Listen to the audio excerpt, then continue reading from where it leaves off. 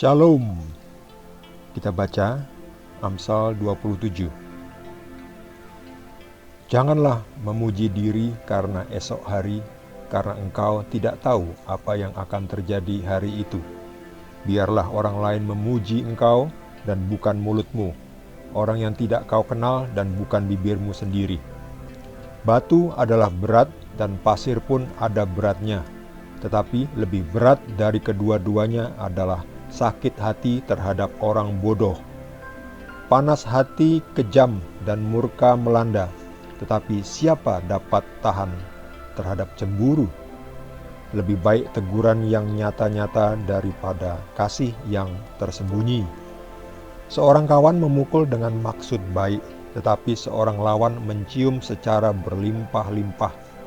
Orang yang kenyang menginjak-injak madu, tetapi bagi orang yang lapar, segala yang pahit dirasakan manis. Seperti burung yang lari dari sarangnya, demikianlah orang yang lari dari kediamannya. Minyak dan wangi-wangian menyukakan hati, tetapi penderitaan merobek jiwa. Jangan kau tinggalkan temanmu dan teman ayahmu.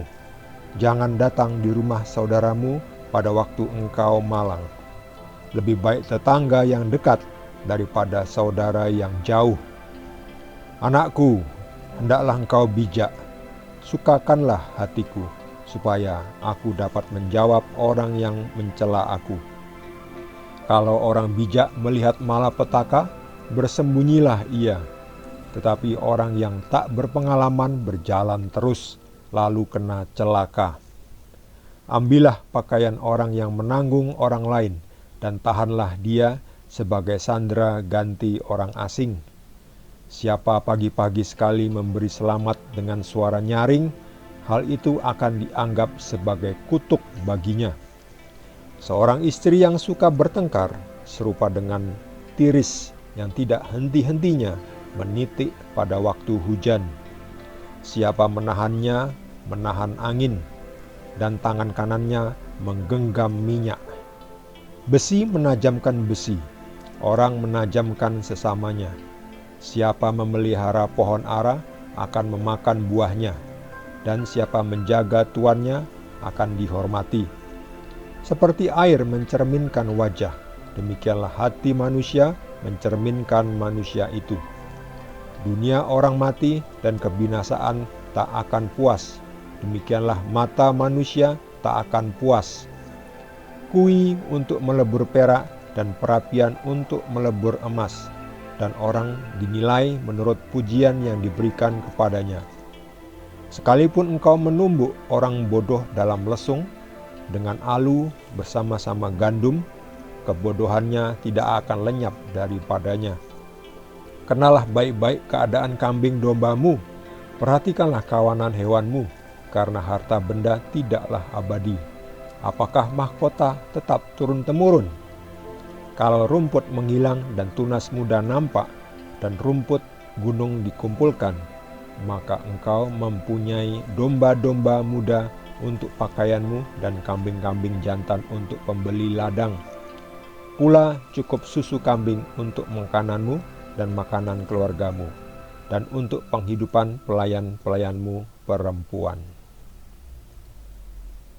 Demikian Amsal Salomo.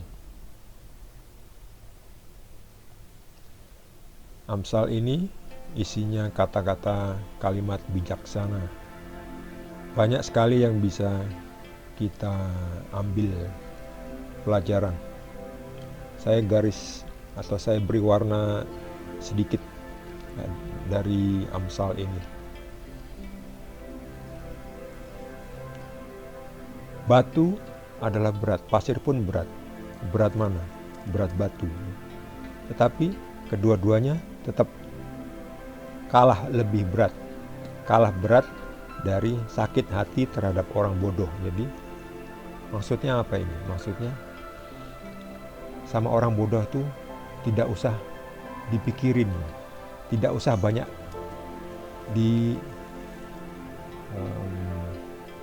digubris, tidak usah digubris. Berurusan dengan orang bodoh tuh membuat kita menjadi bodoh, buang-buang waktu, buang-buang tenaga, buang-buang uang, buang-buang kesempatan, buang-buang energi, buang-buang kesabaran. Itu berurusan dengan orang bodoh. Makanya dikatakan batu itu berat. Pasir pun juga ada beratnya walaupun kecil. Tetapi kedua-duanya masih kalah berat daripada sakit hati terhadap orang bodoh. Jadi kalau menghadapi orang bodoh nggak usah sakit hati ya. Jangan dimasukkan ke hati ya. Dilupakan aja ya. Dianggap saja sebagai angin yang lewat atau air yang mengalir aja. Seorang kawan memukul dengan maksud baik. Tetapi seorang lawan mencium secara berlimpah-limpah. Apa yang bisa kita ambil dari sini? Kenapa kawan memukul? Kenapa lawan mencium berlimpah-limpah? Mestinya kan kawan itu mencium ya, tapi enggak, malah kawan memukul. Tapi ini maksud baik, artinya menegur. Memukul di sini artinya menegur ya. Kalau kita punya teman kita buat salah, apalagi kelihatan buat dosa, itu mesti segera ditegur ya. Dengan menegur kawan kita yang berbuat salah, yang berbuat dosa, itu kita menyelamatkan jiwanya, juga mungkin menyelamatkan kehidupannya di sini, di dunia ini juga. Jadi seorang kawan itu tidak selalu mengiya-iyakan atau mendukung temannya. Mendukung yang baik oke, tapi kalau salah jangan didukung. Kalau salah didukung itu namanya itu mencelakakan. Sebaliknya ya, seorang lawan ini mencium secara berlimpah-limpah ya, tapi ada maksudnya. Maksudnya supaya menjatuhkan. Maksudnya supaya mendapatkan proyek, supaya mendapatkan uang, atau mendapatkan sesuatu. Itu dia. Banyak kan ketika di dunia ini ya, di pemerintahan kadang-kadang ya, atau mungkin malah sering seorang pejabat yang korup akan, untuk saya apa? Saya dapat apa? Ya itu ya. Jadi lebih baik seorang kawan yang menegur, tapi menegur dengan maksud baik ya. Kadang-kadang kita nggak sadar, kita lalu sedikit ditempeleng karena mungkin kita buat kesalahan yang cukup besar. Jadi harus segera ditegur supaya bertobat.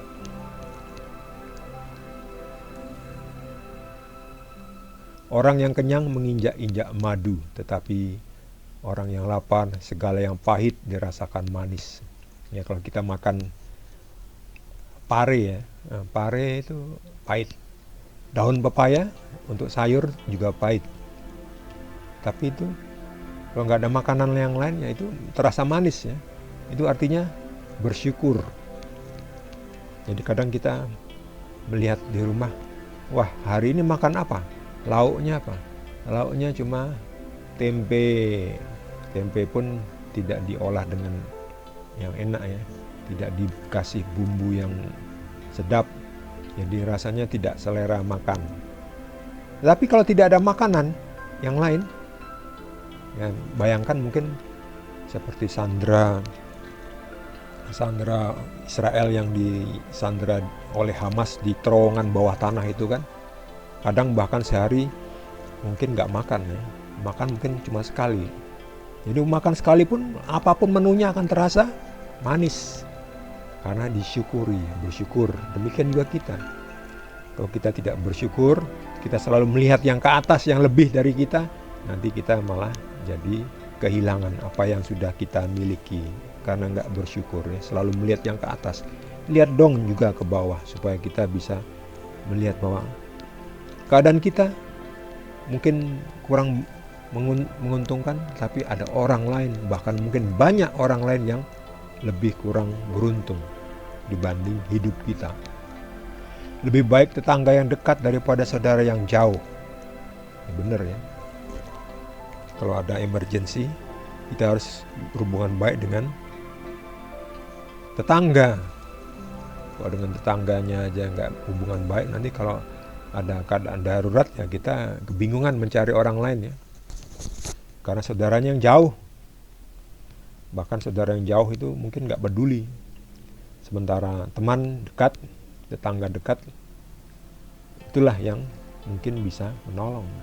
Makanya pintar-pintarlah berkomunikasi dengan tetangga dekatnya. Ya, memang ada juga tetangga yang nggak bisa diajak kompromi ya, tidak bisa diajak kerjasama ya. Bakar sampah seenaknya ya, sudah diberitahu baik-baik ya, karena asapnya kan datang ke rumah kita. Ya, harus kita beritahu baik-baik ya. Kalau enggak itu nanti kita keracunan ya, dan akhirnya ya sakit paru-paru dan mati. Ya harus diberitahu baik-baik. Itulah yang seperti tadi dikatakan bahwa seorang teman, seorang kawan memukul dengan maksud baik ya, maksudnya menegur. Tolong jangan bakar sampah jam 7 pagi karena anginnya ke arah rumah saya, jadi saya kebauan ya, keracunan ya. Kalau mau bakar sampah, bakar saja jam 6 sore misalnya ya, karena anginnya ke arah utara dan seterusnya. Jadi saya nggak kena ya. Mungkin saya nggak kena, tetapi tetangga lain yang kena ya. Itulah makanya jangan bakar sampah. Sampai bakar sampah itu asapnya kemana-mana, ganggu tetangga. Saya punya itu tetangga ya. Di sebelah utara ada yang bakar sampah, senangannya malam-malam. Malam-malam itu anginnya mengarah ke tempat saya. Nah, siang-siang orang selatan yang di selatan rumah saya itu bakar sampah. Anginnya ke utara, ke tempat saya juga. Jadi ya itulah, maju kena mundur kena ya. Dua-duanya sudah saya tegur baik-baik ya. Ada yang sudah tahu berubah, ada juga yang tetap aja ndablek ya. Tetap bakar sampah ya. Mengganggu. Akhirnya jendela kamar rumah saya itu saya pasangi itu masker double 3 ya, lapis 3 ya, supaya menyaring asap-asap itu ya. Kalau enggak ya saya keracunan. Itulah ya, kalau punya tetangga yang tidak bisa diajak kerjasama ya, makanya carilah tetangga yang baik ya. Kalau nggak dapat tetangga yang baik itu ya agak susah juga. Orang bijak melihat malapetaka lalu bersembunyi, tetapi orang bodoh atau orang tak berpengalaman tetap berjalan terus lalu kena celakanya. Inilah kita belajar dari pengalaman orang lain. Terakhir, seorang istri yang suka bertengkar serupa dengan tiris atau tetesan air yang tidak henti-hentinya menitik pada waktu hujan ya. Itulah, kadang pas tidur kan kita ada air yang menetes, pas netes di kaleng misalnya. Di kaleng itu kan bunyinya tung tung tung tung, itu sampai dari malam sampai pagi bunyi kayak gitu, seperti penyiksaan ya, nggak bisa tidur ya. Kita kalau tidur ada bunyi-bunyi seperti itu nggak tenang. Itulah seperti itu kalau punya seorang istri yang suka bertengkar ya, membuat hidup tidak tenang. Bagi saudara yang mendapat tambahan pencerahan dari Amsal ini, boleh juga berbagi dengan kita semua. Yang belum subscribe, jangan lupa di subscribe dan juga di like. Kita akan lanjutkan dengan Amsal berikutnya. Terima kasih. Tuhan Yesus berkati kita semua.